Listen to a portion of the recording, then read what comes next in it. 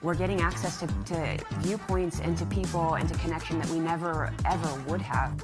Having integrity in yourself and in your work, that is success. We have to believe change is possible. We are our own leaders, and that we all are responsible for the change that we want to see. Part of what we have to do is think, how do we intentionally rebuild a sense of community? A broader question of representation and who gets to create the images that travel the world and define how we see the world. Every single person around the world can create a movement.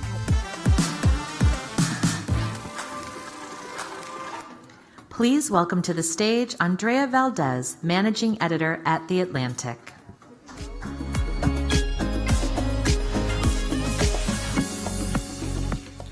Hi, everybody, and welcome to a live taping of The Atlantic's flagship podcast, Radio Atlantic.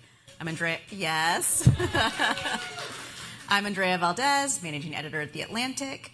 And if you're new to the Radio Atlantic podcast or already a fan of the show, like the magazine, the podcast aims to road test the big ideas that both drive the news and shape our culture.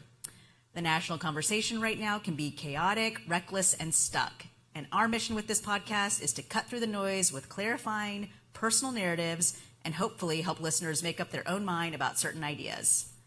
Before we begin recording, I want to ask you to silence your cell phones, keep them handy. We'd love you to have to be able to share your experience with your social network using the hashtag TAF23.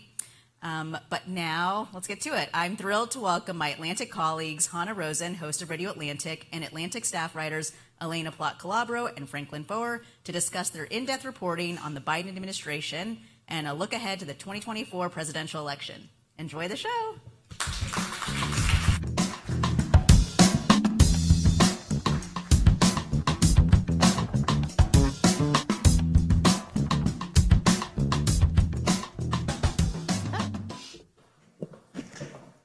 Hello. Hi, everyone. Hi. We have drinks. Raise a toast to all of you. Thank you for making it through the day. Do you have drinks? Yes. Okay. Fantastic. Wait, do you have Diet Coke or what, you have actual drinks? Okay, good. That's good. Welcome, everyone. We're at the end of Atlantic Live. So thank you all for showing up. I also know it's happy hour, so we're trying to make this into a happy hour event for all of you. I'm Hannah Rosin. I'm the host of Radio Atlantic, and I have with me two of my favorite Atlantic writers, Frank Foer and Elaina Plott, who both have a same skill in common, which is that they manage to make subjects that are pretty familiar into feel absolutely fresh and new and exciting. So today we are going to talk about largely this, Frank's new book, and the election. Congratulations to Frank. Thank you.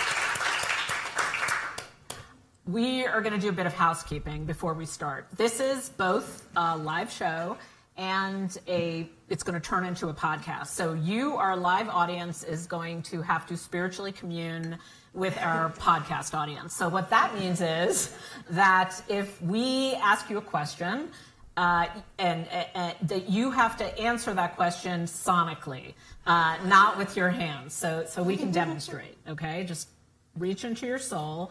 How many people instinctively think that Joe Biden is too old to run for president? Yes. Okay. That's about half the audience. We're just practicing our method here. The second bit of housekeeping is because it is the happy hour right now, we are going to turn this into a drinking game. Podcast listeners at home, you are welcome to play as well. Anytime you hear the words build, back, or better, take a drink. Okay. Let's get started. So, Frank. Yes. Easy question. Yes. You've just written this book about the Biden administration. Yes. Who was your main source? No, I'm just kidding. I had to build my collection of sources back in a way that was Better than anything I'd done before. Okay, very good, very good.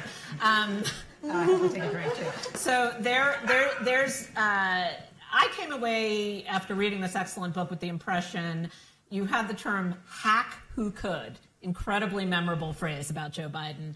That you had some admiration with the way that he got things done or was effective. Now, many people have misread that as he's bipartisan.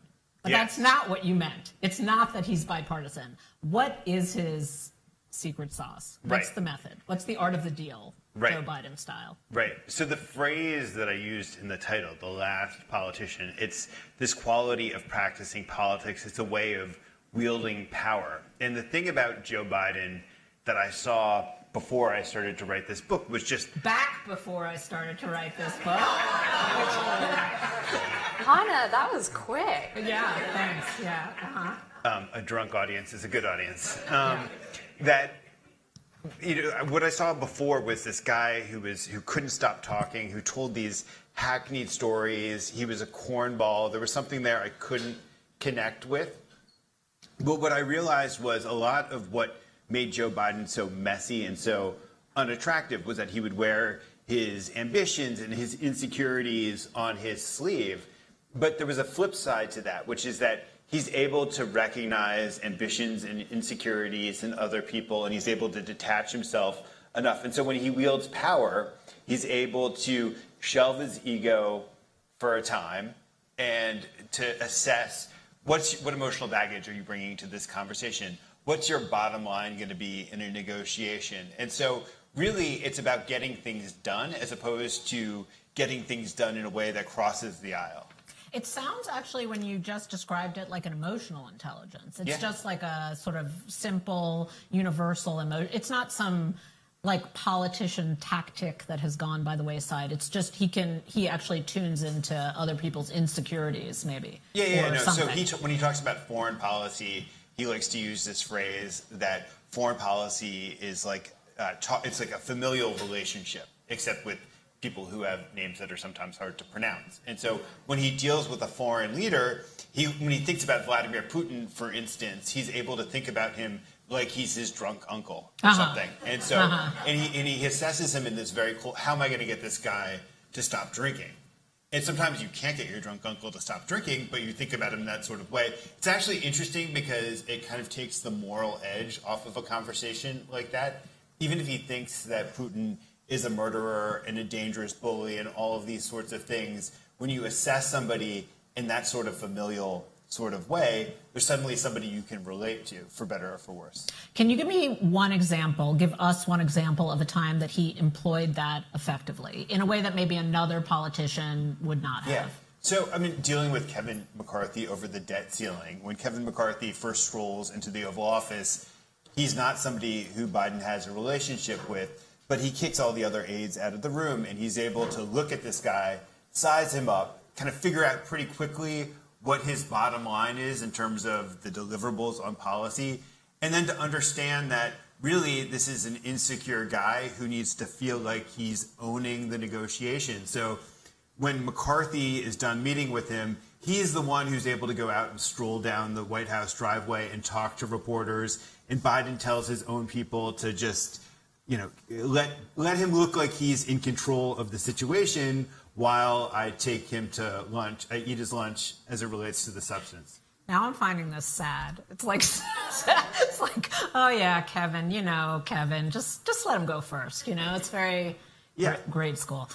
Elaina, the reading Frank's book and thinking about the Biden administration, they've had so many concrete accomplishments, and yet. I think the anecdote that Frank just gave us is pretty emblematic of why you feel the need to ask that question in the first place. So much of my reporting the past several months has been talking to Democratic strategists and pollsters and even White House aides who are mystified why something like Build Back Better is not actually kind of penetrating the public consciousness to the scale with which they see the magnitude of the accomplishment. And I think a lot of that does have to do with Joe Biden's sensibility of let Kevin McCarthy go out and take the credit and beat his chest and act as though he is in control. I think it's not natural for somebody like President Biden to try and go out and focus on shaping the narrative that way. At the end of the day, the CHIPS Act, for example, is going to be more important to him than the public rollout. And I think that we've seen that cost the administration at this point, that focus group after focus group, you'll talk to pollsters who say, I go in and I say, did you know that this administration kind of executed the largest investment in infrastructure really since the Eisenhower era? What was that bill called? Build Back Better. Thanks. Yeah. Actually, it wasn't, but that was good. All right, whatever. I'm really Bipartisan glad that Inflation Infrastructure Reduction Act wasn't the drinking game. Yeah. But Anyway, yeah, okay. it's a really nice Aperol spritz, so Okay, I'm just good. going to Keep kind going. of go with that. Or even vaccines, just to take a simple one. Yeah. Yeah. But then what these people also say is, these pollsters, I mean, is that when they do bring this up with voters and focus groups, they're almost angry that they haven't heard about it.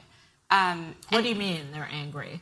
Why didn't I know about this? Why didn't this break through the media for me? And it's interesting because reporters do cover these things, but that I think is kind of a dynamic that's become really pronounced in the Trump era. What does it mean to achieve ubiquity as a politician when you are not Donald Trump, and when that has become the standard for how one breaks through? That's so interesting. So they're angry that they hadn't heard about it. Why aren't they pleased? Like, why isn't it this is wonderful that this is going on? I think it's more of just, I feel that I should have known about this. Why is this not something I'm seeing on TV every day? Or that when I just like log on to the home page of whatever like news source I use is like the banner of the day. Mm-hmm, mm-hmm. And Kamala has a version of that too, right? Where she does and has done lots of things that somehow don't penetrate the public consciousness. Well, what's interesting about this vice president is that the vice presidency is just a really terrible job in general. There's no fanfare. I would challenge anybody in this audience to name maybe like 3 significant things you think a vice president has done in the past like 16 years or something. If you can, you're a nerd, and good for you. I applaud you. Or an Atlantic reader. Right. Or an Atlantic reader. Right.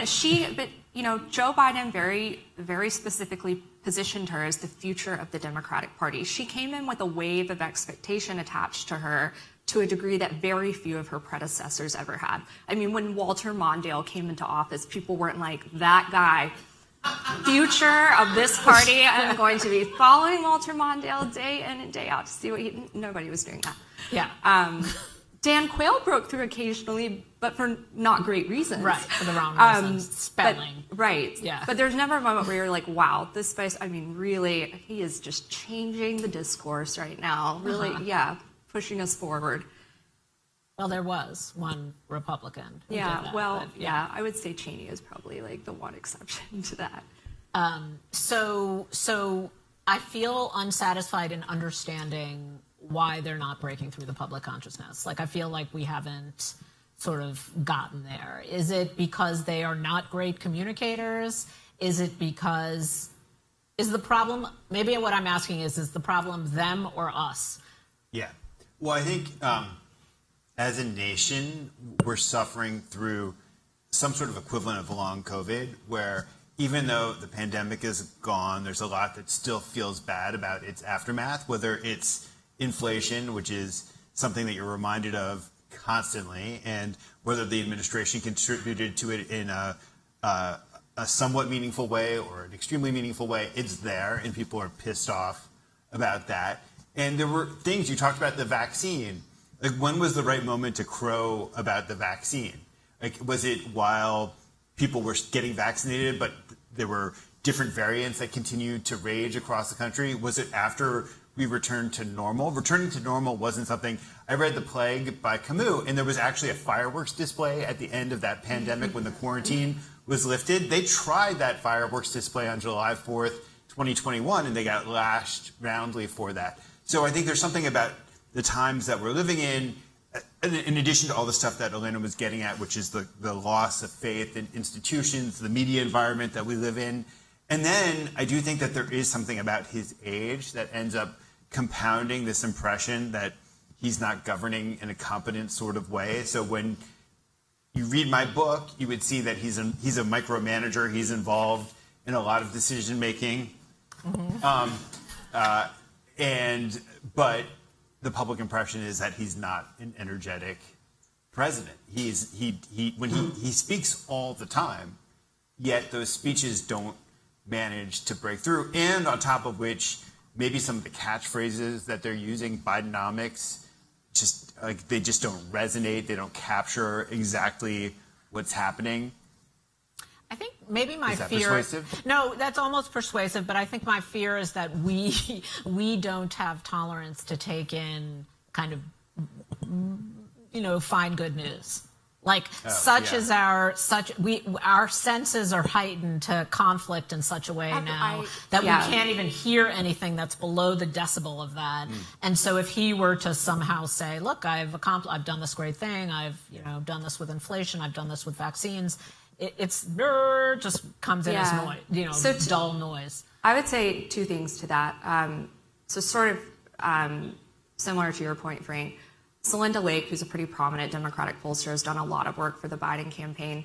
She put it to me pretty succinctly, which was that when you understand that people don't feel day to day, just like the vibes are off in the country, they don't want to see their politicians taking a victory lap, even if it's deservedly so. For example, when it's not matching sort of their day-to-day experience in the country, it's a recipe for disaster. Like fireworks not going so well, for instance.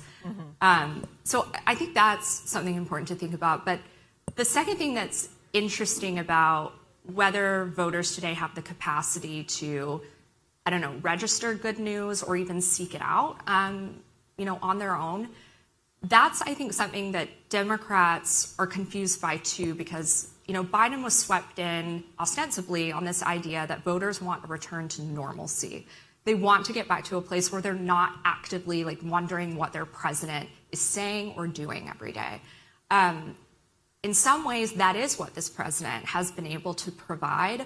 But even if voters are saying, or were saying back in 2020, that is the dynamic we want, it's not the one that seems to compel them day to day in terms of wanting to be engaged with what is happening. So this is one of those cases, I can't remember the sociological term for when there's a gap between what you say you want in a poll and what you actually want.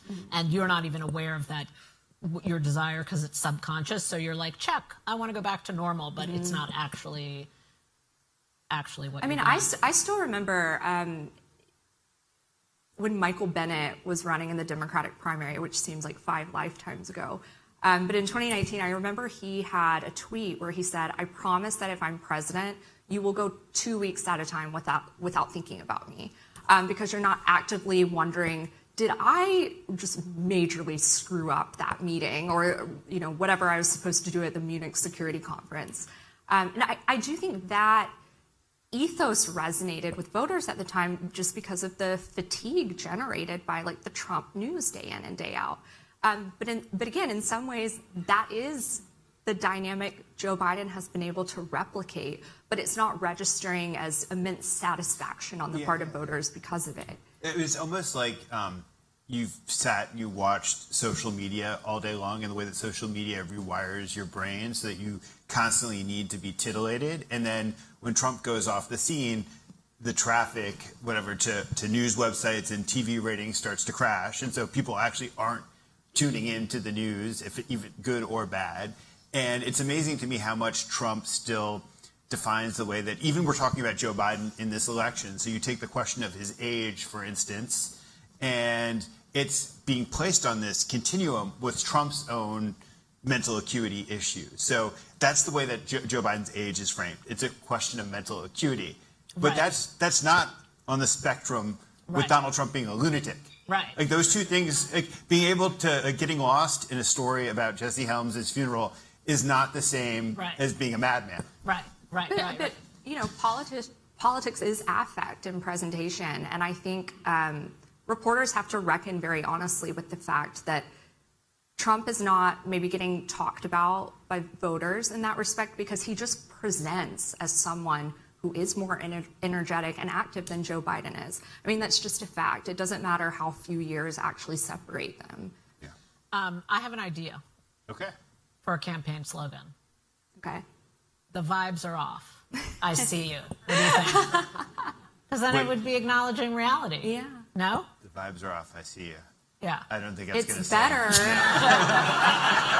I would say it's probably better than what we see now. Yeah. Thank you. Someone caught it. Yeah. Thank you. Thank you. Thank you. Thank you. Okay. We'll take a... Well built. Okay. So we have 12 months until the election, or so. I've heard the term a lot. A lot of people say, we're sleepwalking into the same election. But I think that's not true. Like, I think that many things are very different this time around. Which election? The one coming. Like, we're sleepwalking into the coming election. Yes, into the coming election. It's like, I'm having a bad dream. We're walking into the same, this looks like a repeat nightmare scenario, but it's not a repeat nightmare scenario. I feel like lots of things are, in fact, if you look at it, quite different than they were 4 years ago. So let's start with Donald Trump. What's different, Elaina, about Donald Trump now? Who's the Donald Trump now versus the Donald Trump we knew last time? I think the Donald Trump who ran in the 2016 election was someone who felt he was playing with house money, right? And I think that was a large part of his appeal. There was no plan necessarily for what to do once he got in office, because not even he actually expected for that to ever happen. There is a degree, I think, of seriousness to the bid this time to where, you might recall, Hannah, the very popular and overused kind of phrase back in 2016, which was take him seriously, but not literally. I think we've arrived at a point where Donald Trump has shown voters enough of himself and consistently that you can no longer just say, don't take him at his word. We are, especially after January 6th, we are far, far past that. So if he is saying something to rile up a crowd, I don't think that there is the same degree of suspension of disbelief maybe there was in 2016, and perhaps never should have been, that he is very serious about what he wants to do. And I think when it comes to his very nakedly authoritarian tendencies, that is what gives this election, I think, like a much darker tenor and like starker shape than the one that we saw. There's the other slogan or the other catchphrase is one that Paul Krugman came up with, was malevolence tempered by incompetence. And so I think that there is a chance that it could be malevolence tempered by less incompetence heading into this campaign. And I'm so fascinated by the fact that he's managed to go many months without overexposing himself to the public. I think that part of the reason why the poll numbers are where they are is that people have forgotten the malevolence of Donald Trump. And when he wages his equivalent of a basement campaign, which seems like it runs against everything, every fiber of his being to be quiet, that's interesting. And then you look at the abortion issue and the way that he's trying to pivot to the center against the other Republicans who are running against him. He's made this calculation, this nomination is mine, I need to start running a general election campaign. That's a shockingly competent move. And then I think as it relates to the authoritarianism that Elaina is just describing, you see all of these plans that are in the work that think tanks are ginning up in order to remake the civil service, to eliminate the swaths of the deep state that he abhors. That seems much more competent than the last go around. In terms of sleepwalking, though, I do think that is an apt way of describing this field of Republican primary candidates right now outside of Trump. I mean, it really is striking to me how the sense really seems to be, as it has been for the past 8 or however many years, that the fever will break with Donald Trump at some point. Meaning what the fever will break? I'm sorry? Meaning what the fever will break? His captivation of the Republican base. Okay. Yeah. That this will burn out at some point, and, there's just going to be a candidate in the primary field who kind of like catches all those voters when they inevitably decide they're no longer interested. There has been nothing to show that they have, dampened any interest in Donald Trump whatsoever. And yet, even in Republican debate the other night, his name was barely spoken. I mean, at a certain point, you have to wonder, are they just running to be his vice president? But because otherwise, I can't think of a contemporary-ish example where the primary challengers just never mentioned the front runner, or never, other than obliquely, I guess. So in that respect, I think it's quite like it was in 2016 when you had people like governors, for example, who were in the race thinking, or senators like Marco Rubio thinking, this is a fad and it'll fade. Newsflash, it has not. We are still here. It does feel like the country divides between Trump supporters and people who, every single other person, us included, who are under a delusion of magical thinking. Like, we're like, I'm going to wake up today and the prince is going to rescue me. Like, I'm going to wake up today. I don't know who the prince is, but every morning we wake up and we think, well, this can't be real. So we just one more day of magical thinking. And there's a degree of magical thinking, I think, about Joe Biden and this pipe dream. I think that he's going to somehow decide he's going to drop out of the race between now and the end of the year. And there's going to be a primary campaign that's going to be rigorous and conducted in a way that's going to put the best Democratic foot forward to beat Donald Trump. And we just don't know. I mean, I think he's most likely, he's near 100% running. But then you don't know what would happen in a Democratic primary. I mean, I think back to 2016 and all the bad feelings that were unleashed by that primary, which arguably cost Hillary Clinton the election. If you didn't have all these disgruntled Bernie bros out there either voting for Trump or sitting on their hands because they were so convinced that she was evil incarnate. Mm-hmm. What is I feel like the Republicans are starting to coalesce around a line about Biden. Like they're hitting on the line on Biden. What is that, and how do they come to that? Yeah, because for the first 2 years of the presidency, it was like they weren't even trying to formulate a foil, that he was this character who was existing in the White House who they could largely ignore. They started to talk about Hunter Biden, but that seemed incomprehensible gibberish to the rest of the country that was never going to take. But then as we've headed into 2023, it does feel like they've successfully constructed a character. He's Sleepy Joe Biden. He's this guy who slurs his words and can't complete a sentence. There's almost a conspiratorial edge to it, that he's just this sorry corpse who is like, it's Weekend at Bernie's. He's being carted out by these evil advisors to do their progressive bidding. I mean, it's a conspiracy. You can almost see it's like they're saying like it's George Soros. There's some evil genius who is like really doing the work here, and you just got to feel sorry for Joe Biden that he's being manipulated in this sort of way.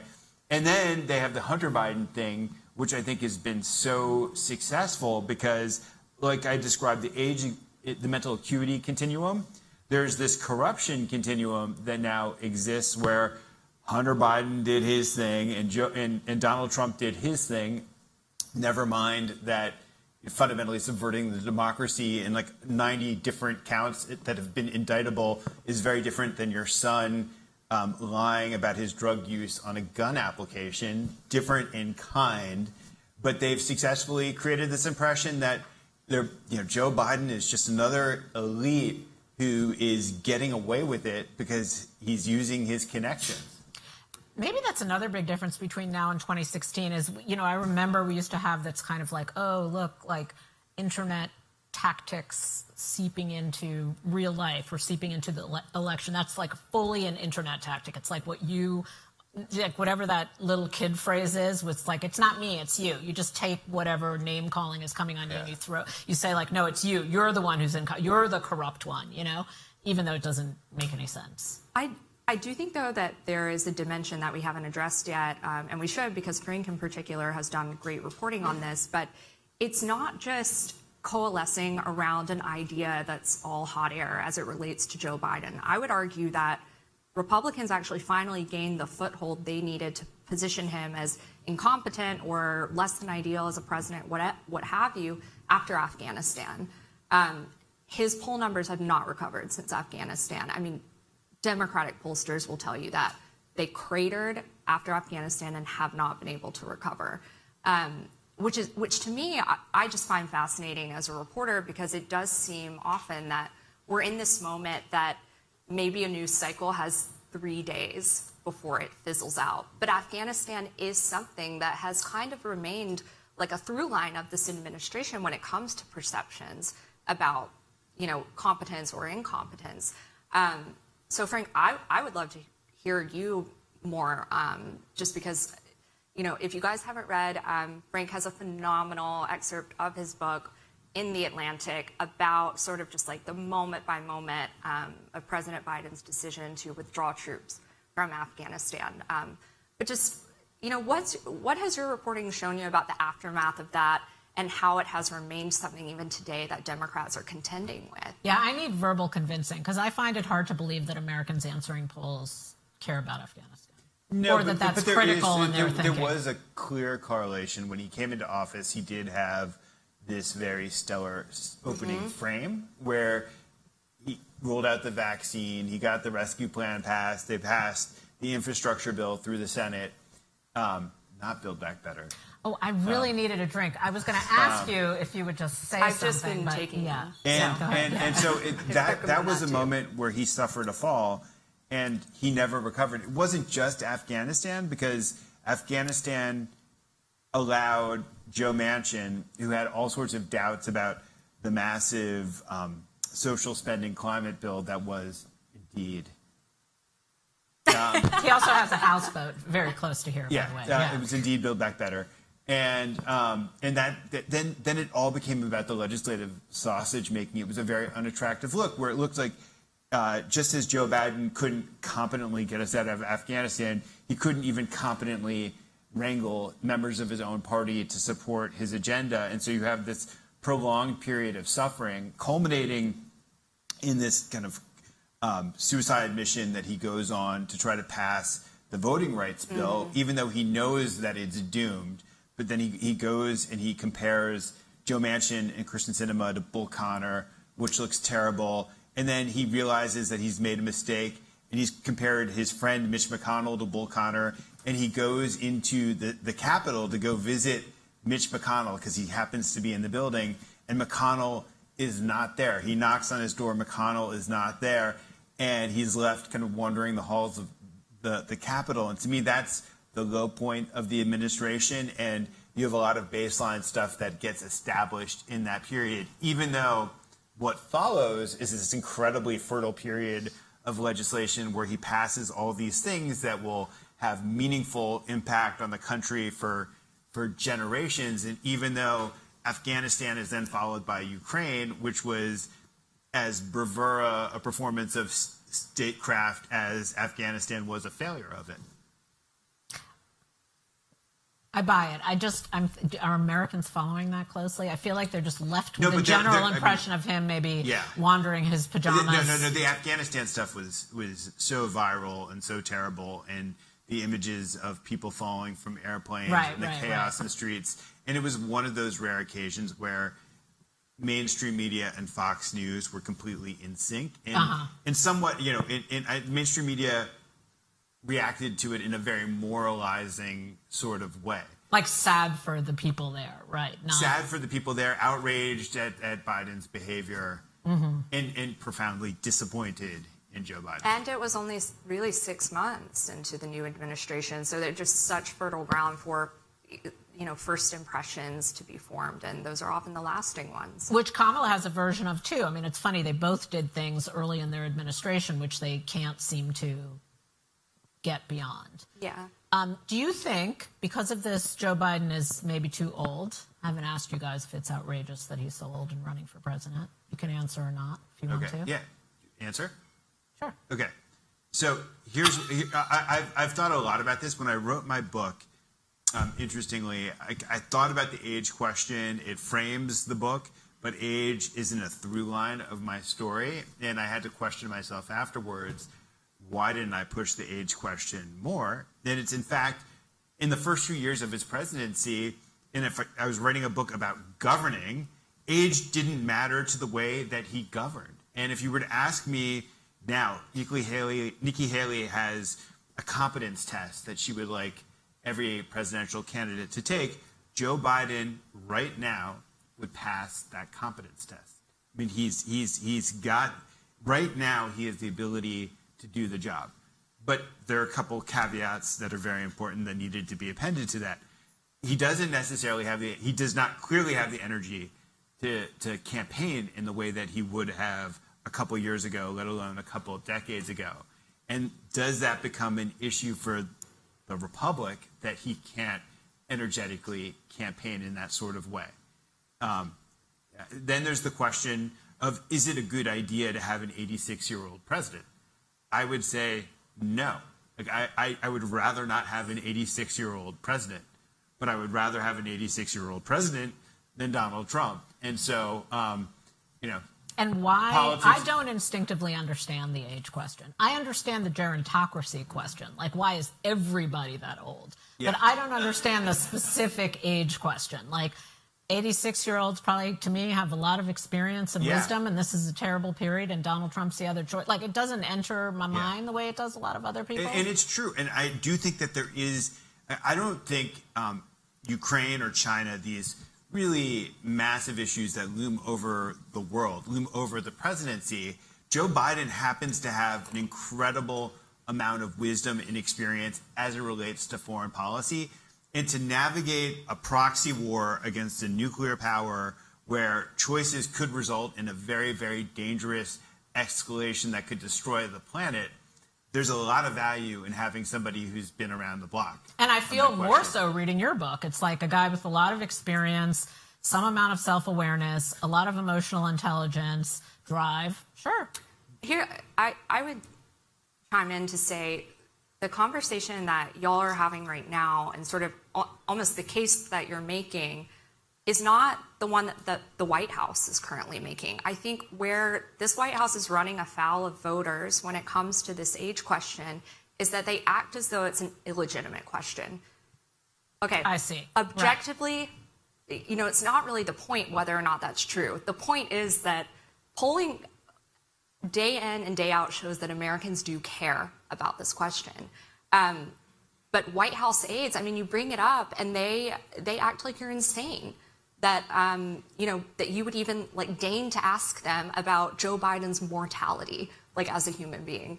I mean, President Eisenhower, who, entered office in what was then the oldest, he was, I think at the time, the oldest president in his 60s, had heart issues pretty early into his term.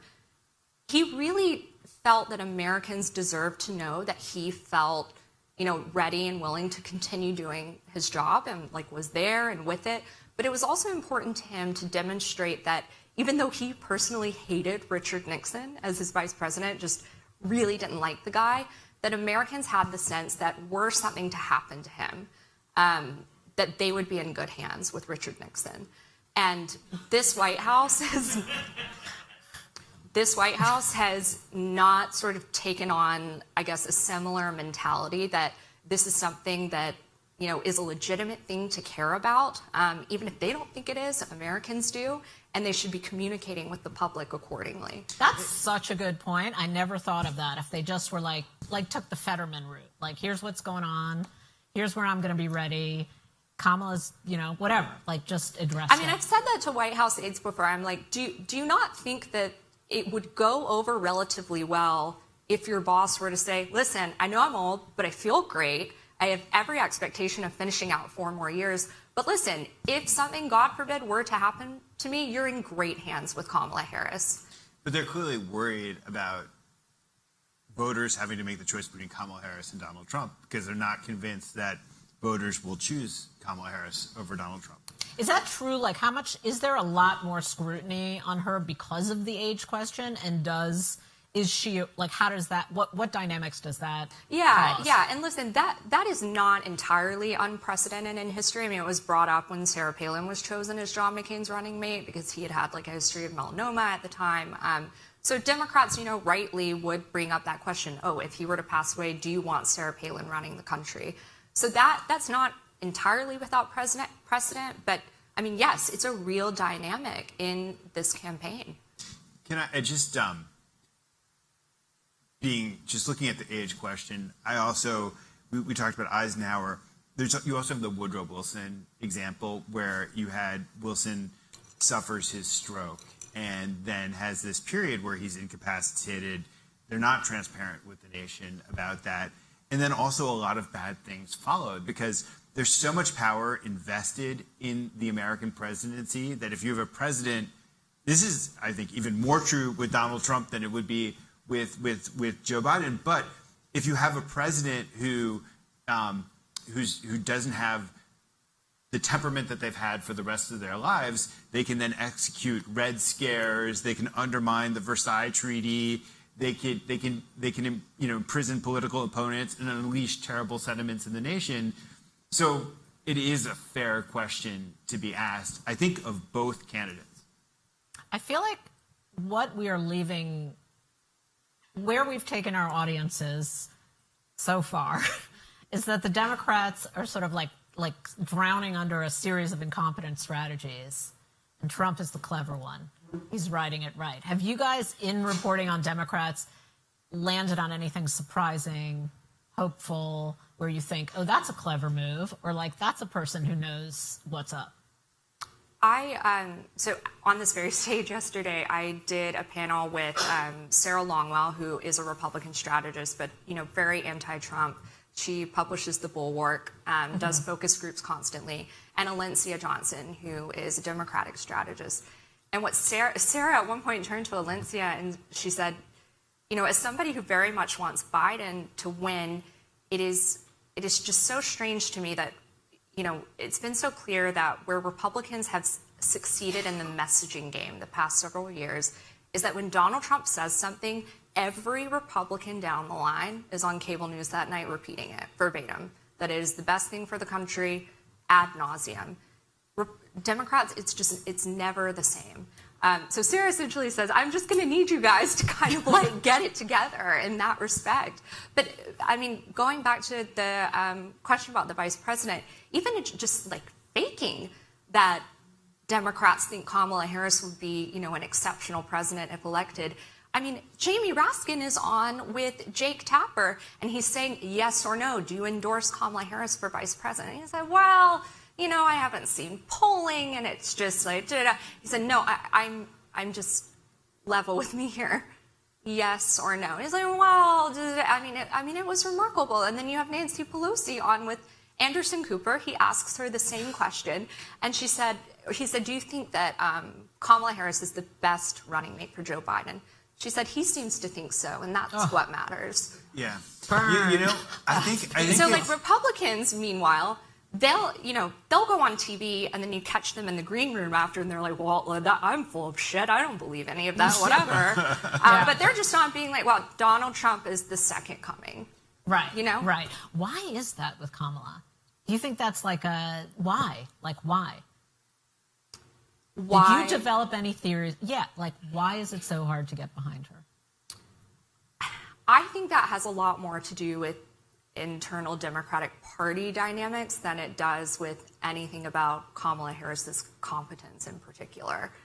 Say more. I think that, so here's the kind of traditional model of the vice presidency, really going back to Walter Mondale. The vice president has been sort of like the anchor to Washington for a more outsider president. So Jimmy Carter comes in, he was governor of Georgia, peanut farmer, but Walter Mondale has 2 terms in the Senate under his belt.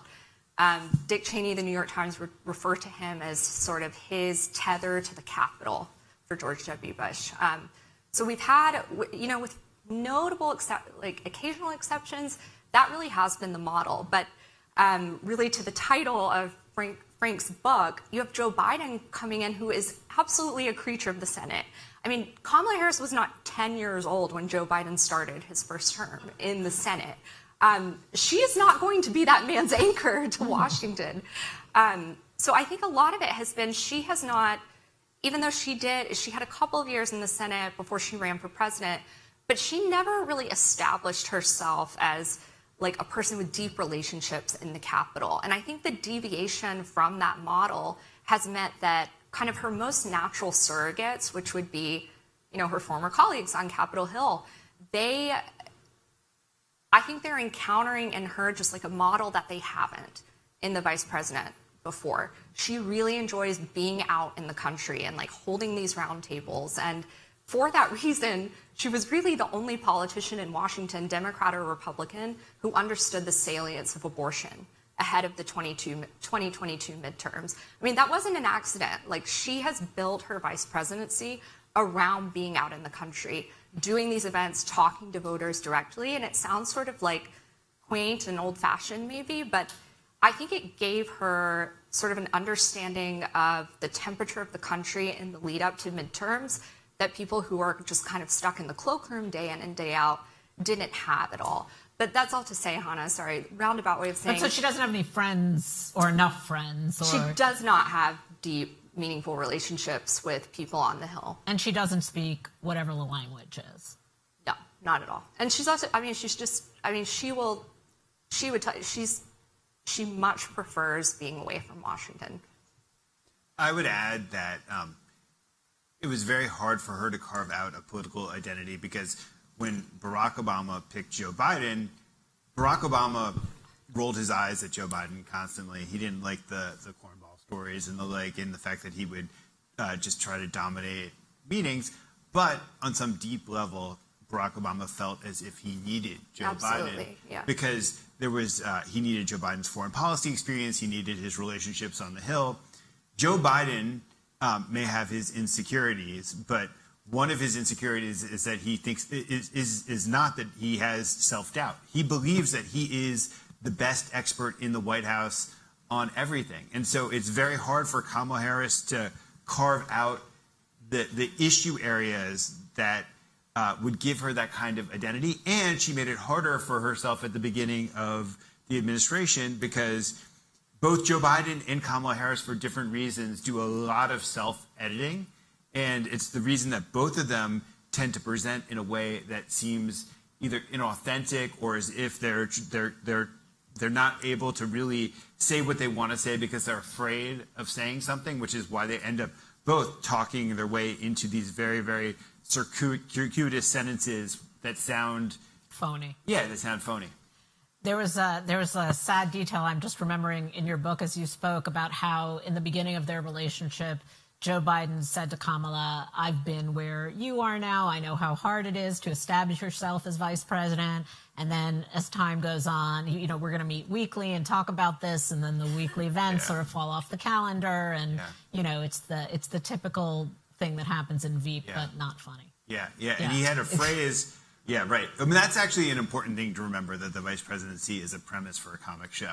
Right. And that everybody who occupies that job suffers from that to one degree or another. But there was a phrase that Joe Biden hated Barack Obama using where he would refer to him as my vice president as if he was his pet dog or something. And so he insisted on referring to Kamala Harris as the vice president. And he formally treated her with the sort of respect that he felt he wasn't accorded in the last presidency, but he just wasn't according her the substantive responsibility to go with that respect. Right. It was just the words.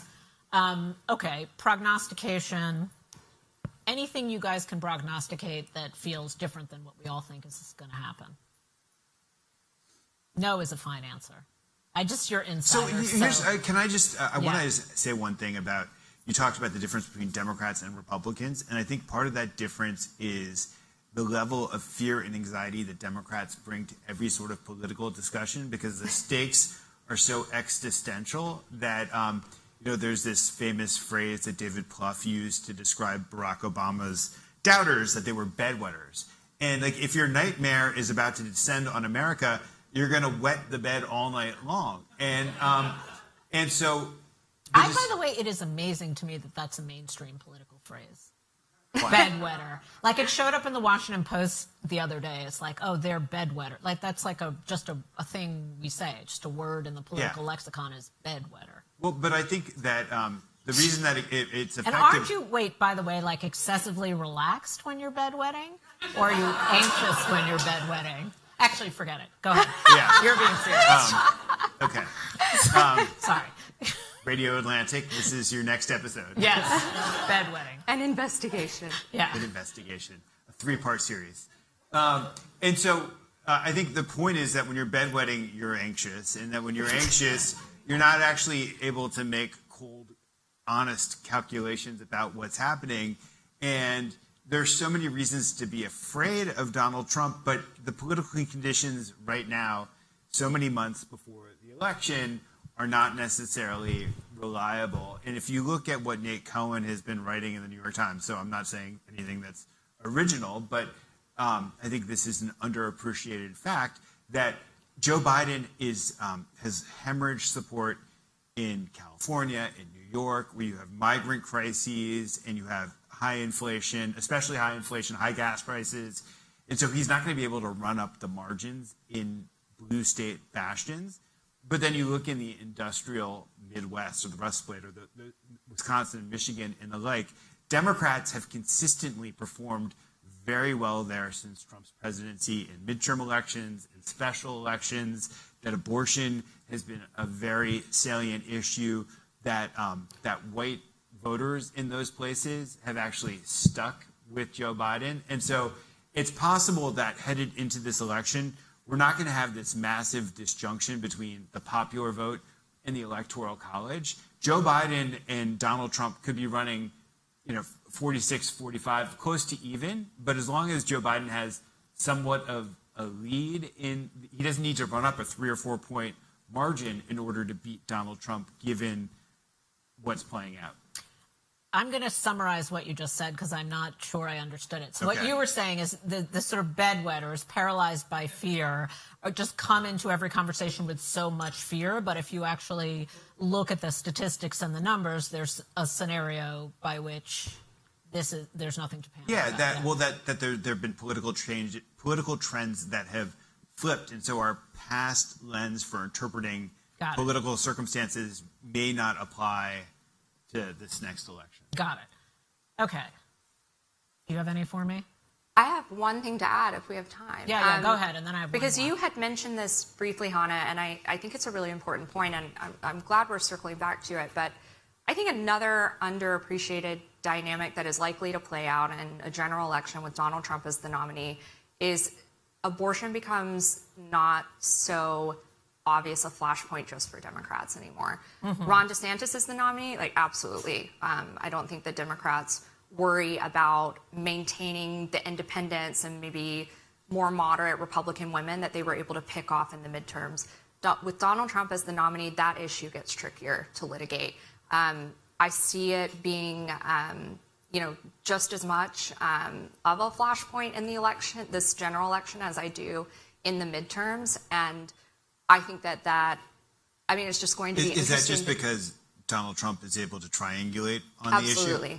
Absolutely. And he's really the only one in the field doing it right now. So it's neutralized, you mean? I don't think it's entirely neutralized.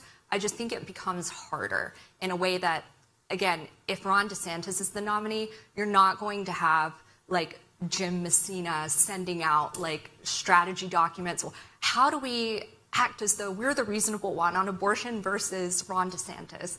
That's just not as obvious of a template if Donald Trump is the candidate. Right. Okay, a last thing. Frank, so the title of your book, The Last Politician, it's positive to neutral for Biden, but it is it could be interpreted as sort of worrisome for the country because you make it seem as if this person who's relatively effective, able to get things done, is an absolutely dying breed.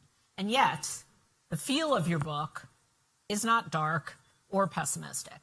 I actually felt good reading it, and I was trying to figure out why. It's just an air of friendship, and there's just something about I don't know if it's your temperament or you liked the people who you were spending time with, but it made me feel a little bit hopeful in general about political culture, about the humanity of political culture. There's a lot of, you described the Biden White House as sort of a series of friends. It sounded like a cool office. I was like, I would like to work in that office. The people who occupy that office are not cool. Not cool. You know what I mean? It sounded it's a warm, a human office. It sounded like decent people working in a human office trying to get, like, I didn't feel bad. I didn't get that, like, Veep feeling. That's like the decided lack of Steve Bannon, I would say. Maybe. You didn't feel like, in the last few years, we're used to reading books like that where you're like, oh my God, like that, it's just, I can't believe it. I did very self-consciously set about writing a book that wasn't about the Trump administration. I don't think I would have wanted to write a book about the Trump administration. And for me, when I saw, so my publisher first came to me with this idea of writing a book about the first 100 days.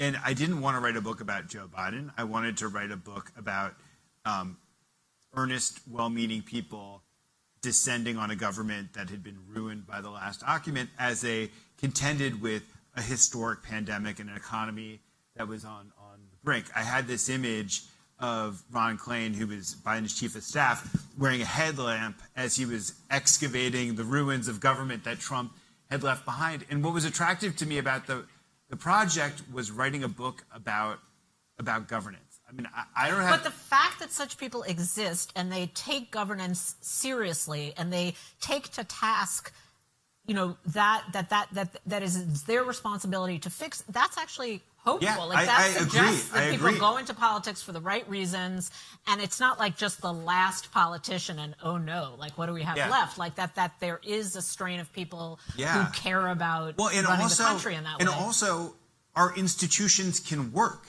It's like the people in this country have so lost faith in institutions, but you look at something like the vaccine, that is a program that was so well designed, so well executed. Within 6 months of the Biden people coming into office, you could stroll into your CVS and get a shot that saved your life, even though the distribution process for that was extremely difficult and there were pockets of the country that were hard to penetrate. That happened. That worked. And I think that is a reason to be optimistic. Yeah. Okay. Let's end there. I don't want to end with anything pessimistic. I want to end with the possibility that America, we could... maybe build back better, potentially. Exactly. Thank you all.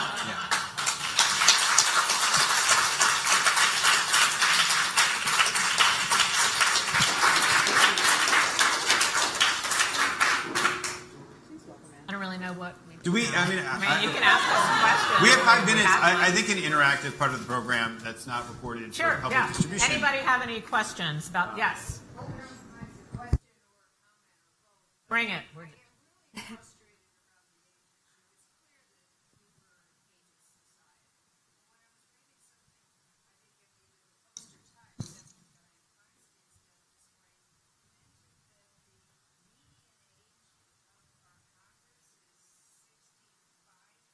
Yeah.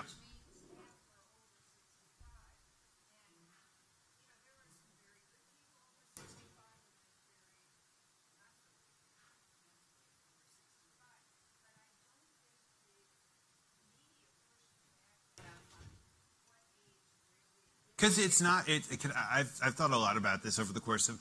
There's two things. One, we bring our own baggage to the age question. We can't help but project our own parents and grandparents onto that question. Second, aging is a non-linear process, and there's not a sell-by date for a human being. So you could lose. Certain faculties can dull over time, even as you maybe gain certain wisdom, and they dull differently in different people. And for some people, there is a moment where it just becomes hard to do everyday things, and it's very hard to project how a person will age. I couldn't tell you what Joe Biden will be like in 4 or 5 years. And nobody could tell you what maybe there is somebody in Silicon Valley who can X-ray his genes and come up with that. But yeah. But I also think it's just like a blank diversity question. Like it's not that I trust or don't trust people over a certain age, but they represent people of a certain age. So it just seems odd to me that you would have a ruling class made of only people over.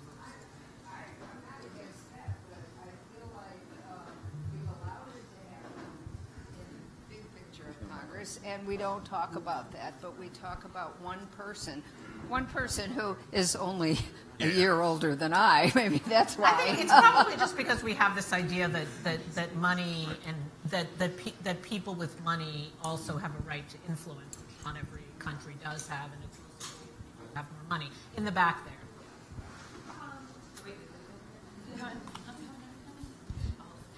Right. Bidenomics, right, has been working, but it's so easy to get stuck in a state of doom about the economy in particular, right? Inflation has been going down, but it's so easy to get stuck in a state of where inflation is so high, everything's so expensive. Is there any way to break out of that? Raise the question of, is it a problem of us, just our perception? Can we just not wake up to look at the good news, specifically with the economy? Is there any way to ever look at the economy positively, or are we just constantly going to be stuck in this rut of, it sucks? Why are you looking at me? I did answer the last. Yeah, Elaina, you would clearly have the answer to that question. I'm not. If you don't, I do. I just, as a reporter, I don't know that I feel. I'm more interested just in the fact of how voters feel about the economy, because that to me becomes a question of kind of going back to what we talked about at the beginning and what I think is really the defining dynamic of this election. If the economy really is improving in the metrics that the Biden White House says it is, why can't they communicate that to voters? And what is it going to take for that message to penetrate before the election? Because, again, sort of building on what we had already said, it does not do a lot of good for voters. And in fact, they respond very poorly to it, just based on years of going to rallies and things like that. When they go to the grocery store and they have, a very just innate feeling that they are paying more than they ever have for groceries before, for a politician to then say, well, if you look at the curve, if we think about this compared to 1986 and what inflation that just, politics is a visceral game, right? So how the White House is going to be able to communicate in those sorts of terms, in the vibes, if you will, that the economy is improving with their framework is going to be, I think, a defining question. I do remember I was sitting with my mom, who's a Republican voter, and I heard Hillary say the words fact check in the debate, and I was like, forget it. Yeah. He's going to lose. And she did. Yes, sir. We'll take two more. Yeah. Go ahead. Yeah. You. Corner. Oh, wait. Hold on. It looks like we want a microphone. Well, thank you. Leon Peace. My question is, what is it going to take for the media to come back to unbiased fact reporting?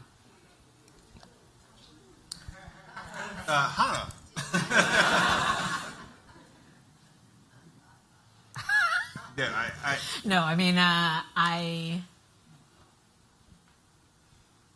do you know what unbiased fact is anymore? I feel like that not to get sort of philosophical on you, but I feel like that is just not the era. Well, I guess my concern is that, I feel like it's a trick question. Well, it's just that if you, in order to get an accurate picture, you have to pretty much watch all of the, you have to watch CNN, MSNBC, and Fox, and the truth is somewhere in between, because there's so much opinion that shades and colors the reporting of the facts, as opposed to, say, BBC or someone that gives these are the facts.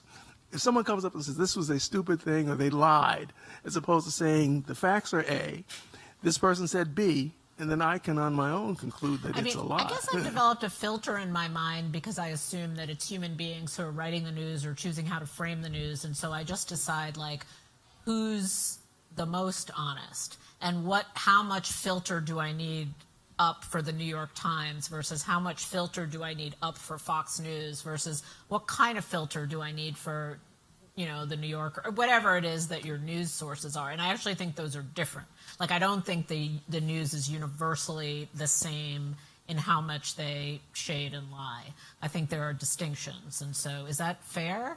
I'm getting the sign that. Cut it off. we're over. Okay, that's it. We're over. Okay, well, thank you all for joining us very much. Yeah. Okay, thank you. We will restore objectivity next session.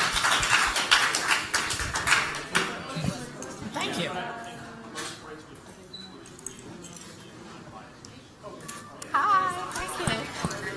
Please welcome back to the stage the Atlantic's Andrea Valdez. How come we haven't had any real conversations?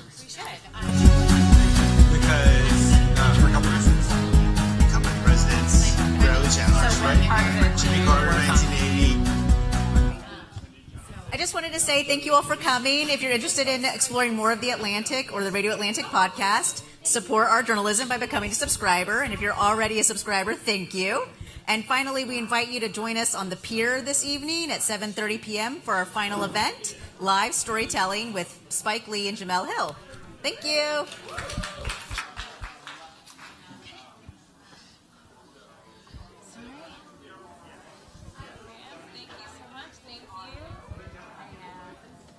They surprised us there with the questions, and I was like...